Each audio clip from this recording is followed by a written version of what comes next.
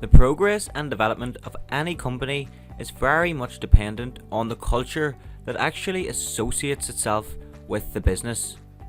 And when it comes to digital transformation, your culture can massively affect your performance in this type of initiative, where ideally you will want to create a culture that is ready and prepared to change. So how might you actually create a culture which is willing to transform and act in a new way to improve your overall business standards?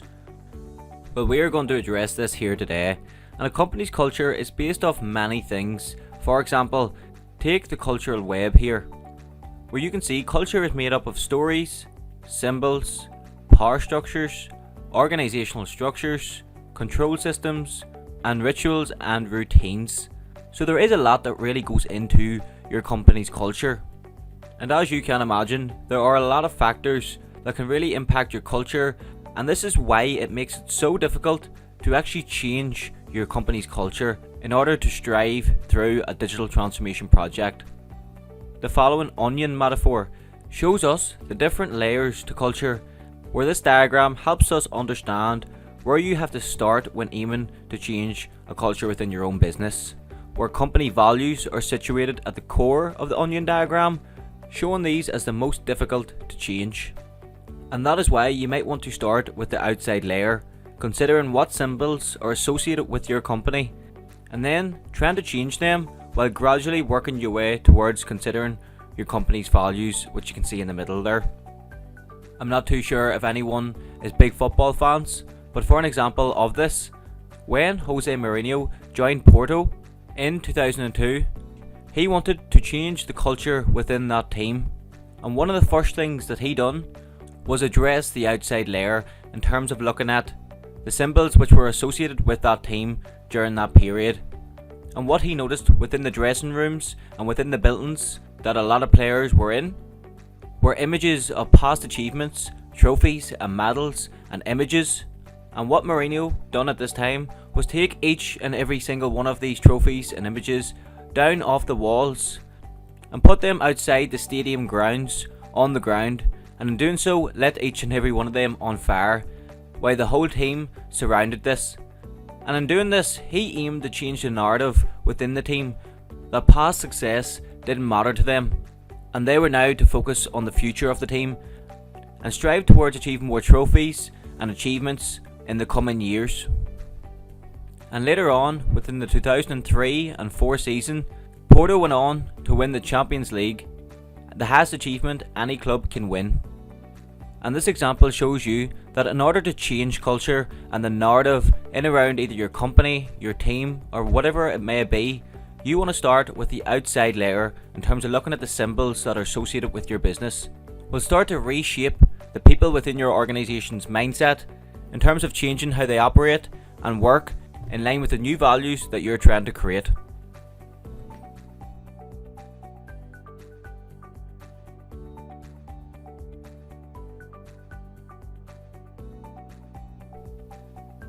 So what is good culture then? This is basically a company that has employees that act in a way that really promotes positive working and high productivity in the workplace. And statistics show that those companies which have a good culture, and let's say have the equivalent of 100 people working within the workplace, actually get the output of 151 people in terms of productivity within that workplace. So this shows a 50% increase in productivity around in terms of an average culture compared to a good culture. Within ProfileTree, people and culture is one of the areas we spend a lot of time focusing on when guiding a business through any transformation, whether it be a business transformation or a digital transformation. So if you do need any support in around the implementation of new technology and the changing of your business processes or your people or your technology itself, then don't be afraid to contact myself or the business, where you can find both these emails on screen now. And the good news for you is that although a company-wide culture can take some time to really change, the signs of culture change start to show after 2 weeks, which I suppose is good for those companies who might get discouraged earlier on within change projects that they are trying to implement within their own business.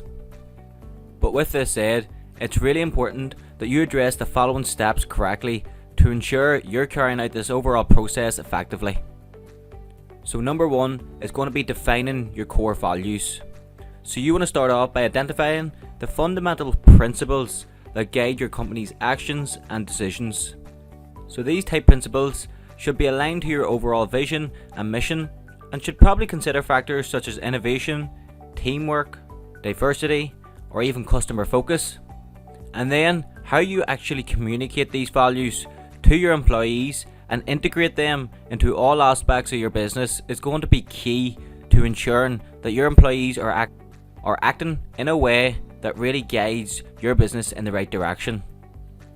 On that note, it's also very important to recruit people in line with your core values so that you're recruiting those individuals who are, let's say, open and honest, really giving you an opportunity to create an all-rounded company in line with exactly what you're trying to achieve. Another point in terms of culture change is your ability to lead by example. And company culture starts at the very top of your organisation, where these leaders should embody the values and behaviours they expect from their employees. So of course, communication is an important aspect here, but really acting in a way and demonstrating your desired qualities through your actions is going to be key for offering guidance and support for your employees to act in the way you want them to. And how you may do this is the likes of actually praising your team for acting in a way in line with your core values, maybe through the likes of weekly team meetings, showing others what it means and how it can be good for the business if one individual is proactive or hardworking. Whatever your core values are, showing your whole business that these individuals are acting in line exactly how you need them to be. So key points here is the likes of actually celebrating your success and learning from past failures, where the ability to recognise and celebrate individual and team achievements will promote growth and learning and help foster a culture where employees are not afraid to take risks and learn from their mistakes within your environment. The next point is going to be how you involve your employees. So you really need to think here, do you want your company to scale and grow? And if so, you will want to engage your employees in shaping your company culture and encourage them to contribute to ideas, opinions, and any informed strategy within your business as well. And this sense of involvement from your employees will not only make them feel valued, but will also offer new ideas from those individuals and people who really understand your business in terms of the ins and outs areas of your business that you might not actually have full awareness of.